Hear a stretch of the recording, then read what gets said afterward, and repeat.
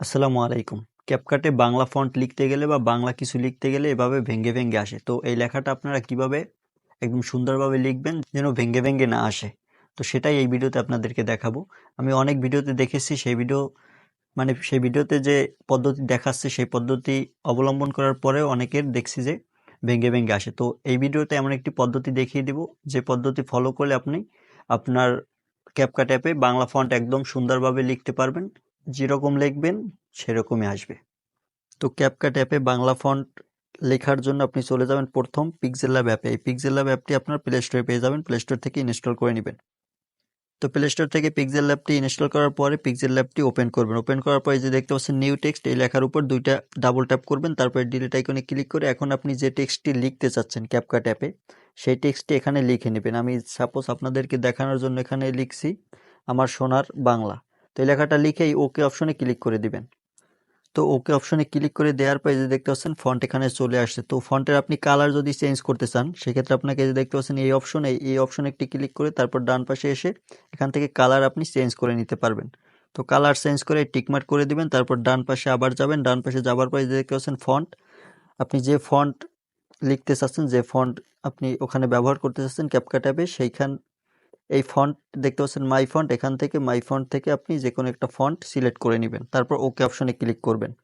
তো ওকে অপশনে ক্লিক করার পরে এখন দেখতে পাচ্ছেন এই যে একটা আইকন, এই আইকনে ক্লিক করবেন। এই আইকনে ক্লিক করার পর এই যে দেখতে পাচ্ছেন কালার অপশনে ক্লিক করবেন, তারপর এখান থেকে আপনি দেখতে পাচ্ছেন গ্রিন কালার, এই গ্রিন কালারটি সিলেক্ট করবেন।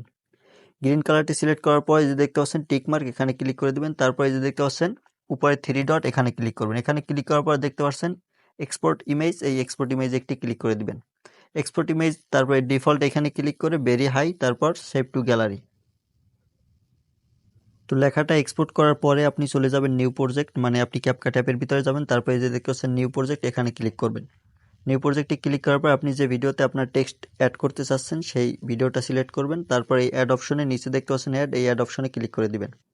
অ্যাড অপশনে ক্লিক করে দেওয়ার পর আপনার ভিডিওটি ক্যাপকাট অ্যাপের ভিতরে চলে আসবে। তারপর আপনি এখান থেকে দেখতে পাচ্ছেন এখানে এই যে ওভারলি অপশন দেখতে পাচ্ছেন, এই ওভারলি অপশনে ক্লিক করে দিবেন। ওভারলি, তারপর এই যে অ্যাড ওভারলি, এই অ্যাড ওভারলিতে ক্লিক করার পরে আপনি দেখতে পাচ্ছেন এখানে ডান পাশে ফটো, এই ফটোতে ক্লিক করবেন। তারপরে যে দেখতে পাচ্ছেন যে পিক্সেল ল্যাবে যে লেখাটা লিখছিলেন যে টেক্সট, সেই টেক্সটটা অ্যাড করবেন, সেজন্য সিলেক্ট করে তারপরে অ্যাড অপশনে ক্লিক করে দিবেন।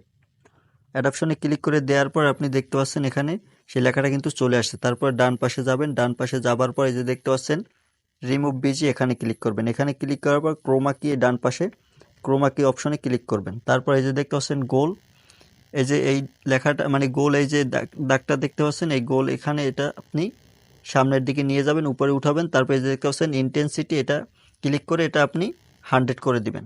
তারপর এই যে দেখতে পাচ্ছেন টিকমারে ক্লিক করে দিয়ে এই যে দেখতে পাচ্ছেন লেখাটা কিন্তু এখন আপনি এখানে বড় ছোট করে জুম করে ব্যবহার করতে পারবেন। তো এই লেখাটাই আপনি কিন্তু অ্যানিমেশনও ব্যবহার করতে পারবেন। তো আপনার ক্যাপকাট অ্যাপে ভিডিওটি টেক্সট লেখা বা ভিডিওটি এডিট করা হয়ে গেলে এই যে দেখতে পাচ্ছেন 720, এখানে ক্লিক করবেন।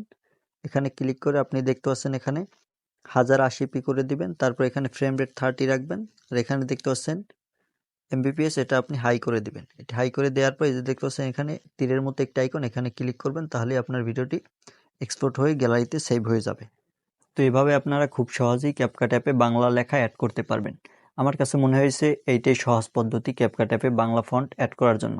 তো আপনাদের কাছে কেমন লাগছে কমেন্টে জানাতে পারেন। ভিডিওটি ভালো লাগলে লাইক দিয়ে চ্যানেলটি সাবস্ক্রাইব করে সাথেই থাকুন। ধন্যবাদ।